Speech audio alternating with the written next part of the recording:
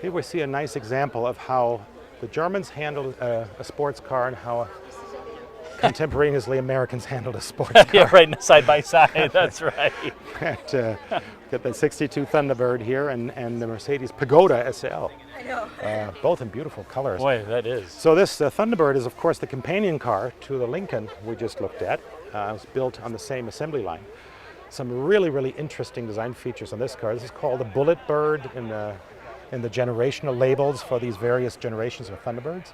The Bullet Bird is obvious if you walk around the front, and we'll see the contours. No, we're just talking about it. Sorry, okay. Yeah, it has a almost rocket-like appearance, this car. Very pointy. 61 Continental-esque. too. Yes, the front end bumper and headlamp arrangement is very, very similar to the Continental that it only had in 1 year because it was a bit controversial and they quote unquote normalized it a little bit for 62. And the Ford Taunus. The Ford Taunus had that in the P3 Ford Taunus from 1961 to 64 had that in Germany. It was all designed by the same team of people because Ford in Germany was in close collaboration with Dearborn at the time, so a lot of the same design elements ended up on the cars. This car is interesting in that it has also a lot of small innovations that are quite significant even today.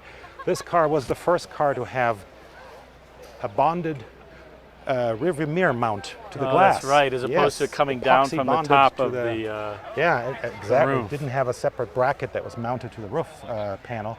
This was glued directly to the glass. That Looks was an good and innovation. cheaper too. Yeah, it also falls off occasionally. Must be some finance guy After behind the 50 whole idea. years, what do you expect? But here's an 60 idea a years. finance guy would love. For some reason on the Thunderbirds, they eliminated the lower bright molding they did. at the belt line, and they do it on the back window as well. I never knew why. This is very strange to me. It looks like it's missing, but these cars were like that. That's, Maybe how they did reflection it. for the driver? No, the Continental has it. It's not. It's a very unusual choice. Probably the finance guy then. Probably some finance guy. Well, it was Robert McNamara era. But so- here's another thing a finance guy would love, and this is, to me, the most elegant design detail ever. Finance and design can collaborate. This has the most elegant integration of a door handle on any car ever done. It's ingenious because it's fewer parts, and it's utilizing what it has to have anyway. It just has a depression stamped into the sheet metal, and that peak molding that we were talking about, that's part of that bladed fender It design is motif. beautiful.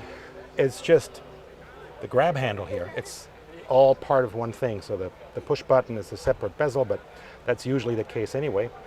But this is a very, very elegant and clever integration of the door handle in this Did design. Volvo copy that on the P1800? Later on, they started off with a different conventional location, and then on the later 60s, early 70s cars, when they facelifted the P1800, they made it's actually not so much this as it is the 1961 Ford passenger cars. A full-size Ford had that. On the two-door models, the fin, it had a little half-length fin, and the fin continuation became the door handle. So that's actually what the Volvo copies. This also has the tilt-away wheel.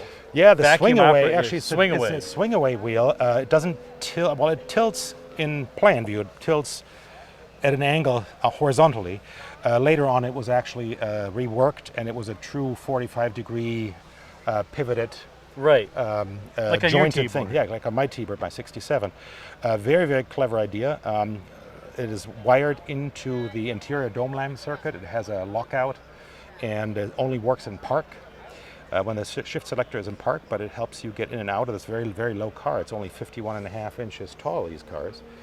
And it's a very, very interesting feature. Beautiful instrument panel with the deep brows, a deeply hooded instrument pad, dash pad with the deep, almost conical, these barrel-shaped bezels, very, very aviation or space age cliched. Love it. It is cool. They didn't quite Very get to cool. the wraparound back seat that they Not later yet. had. That was for the 1964 and up.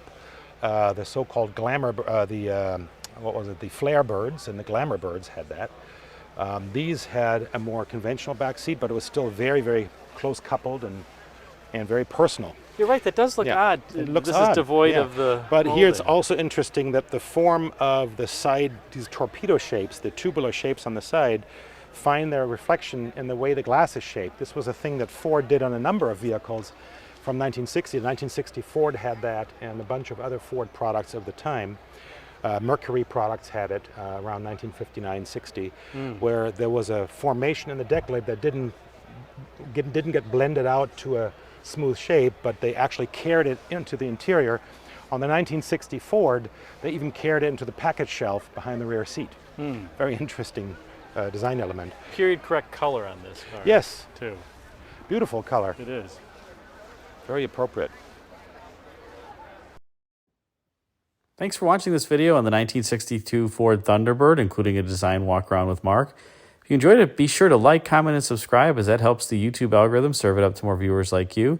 Stay tuned for more videos from this particular car party, as they'll be posted shortly. Thanks again for watching.